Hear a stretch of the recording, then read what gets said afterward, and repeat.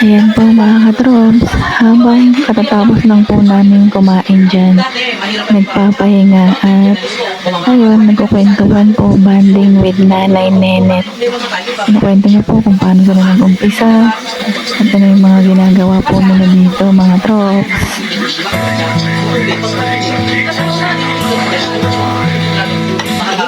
At ito nga po mga katrops, bago kami mag-hiking, pinainom muna kami ng tea gumamela. Ayan po mga katrops, aakyat na po tayo sa kabundukan. Hehehe. Akyat po tayo sa taas para makita po natin ang iba pong nakatanim doon sa taas. Vietnamese pamilya.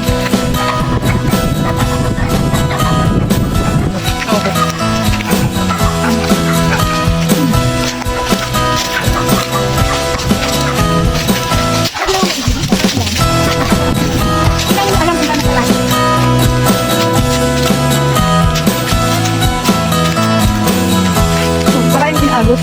Ay, kasi parang maganda ka ang mga hagdanan. Hindi kasi hindi ko ang kinti. Yan na lang na rin. May iba ulit. Kasi ito ang ano yan. Pero gusto mo yung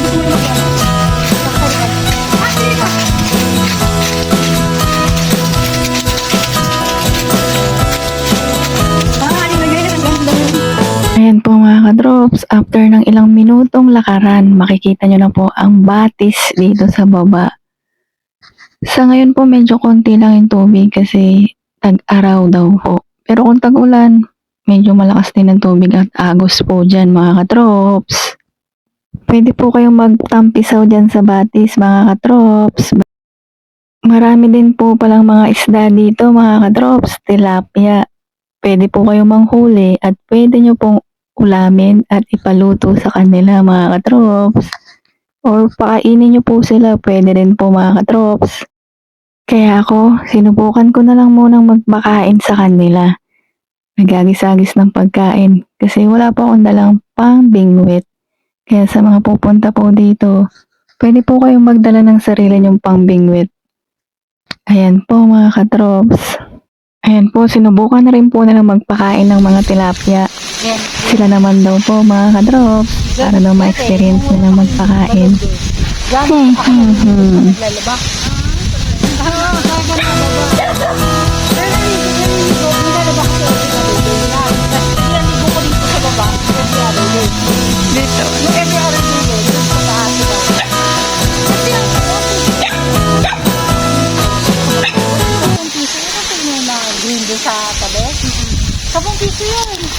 Pagkatapos po namin magpakain ng mga tilapia, eto po, naglakad-lakad pa po kami banda rito sa parang rock pyramid na rin po siya.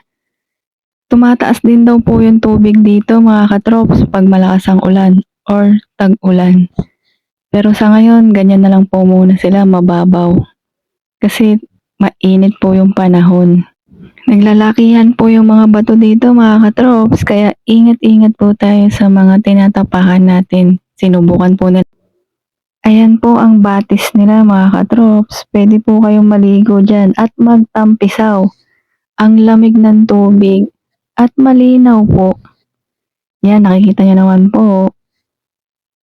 Pero ingat-ingat pa rin po tayo mga katrops sa lahat ng mga ginagawa natin. At nang pabalik na po kami mga katrops, nakita nga namin si nanay gumagawa ng cup gawa sa mga dahon. Hindi ko po alam anong tawag dyan. Hehehe. Saan niyo po kinukuha yung materials? Dito lang din? Galing nga kami ng Bicol, galing pa ito. Galing sa Bicol pa yan. Nauwi na niya kayo umaga. Darating na lang namin kanina. Dito nga po mga katrops, may mga ibon po dito. Kala ko hindi siya gumagalaw. Totoo pala. Hehehe. Ayan po, may mga upuan din po dyan mga katrops. After ng mahabang lakaran, pwede po kayong magpahinga dyan. May duyan po dun sa taas. Kaya tara, akyatin natin dun. Yan po, makikita nyo dito yung mga upuan sa taas. At ang view. Ayan po mga katrops, nagpahinga po muna kami at nakipagkwentuhan kay Ate Shara habang nagpapahinga. Ayun po, trops, sabi nga ni Ate Shara, bawal sa kanila at wala silang ganun. Kaya expect nyo na mga katrops, Walang alak at bawal po ang yosi dito mga katrops. Kami ay non-smoking. Pero maganda na rin po yun mga katrops kahit isang araw lang. Wala, syempre, Hindi muna kayo magbibisyo mga katrops, diba? Banding muna with family, friends, or kung sino muna ang makabanding nyo dito mga katrops. Nilagay ko nga sa ano yun, sa mas At ayan po mga katrops, after ng mga lakaran, Ito lang sila sa taas. at meron nang nakareding ice cream coffee. Wow! Ang sarap niyang tingnan. Pero titikman natin yan. Let's eat! Ay na, ano, busin nyo na lang. Oo.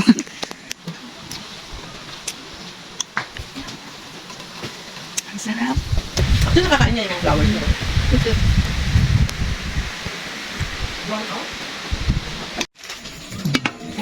Wow, ang sarap Diba? ng...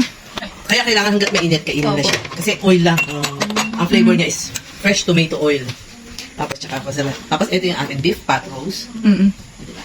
Kaya kailangan ganyan kalambot siya. Kaya kailangan hindi namin ma-serve. Kasi kulang Opo. siya sa lambot. Okay? Thank you po.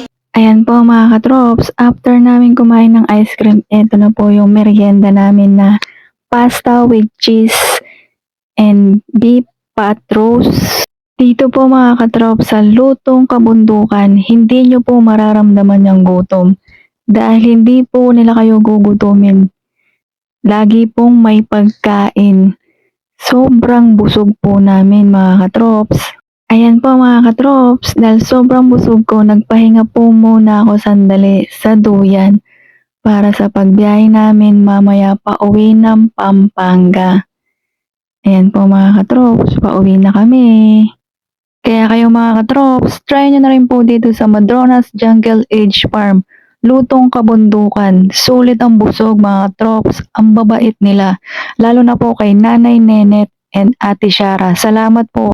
Hanggang dito na lang po mga katrops. Ingat po palagi. God bless. Bye-bye.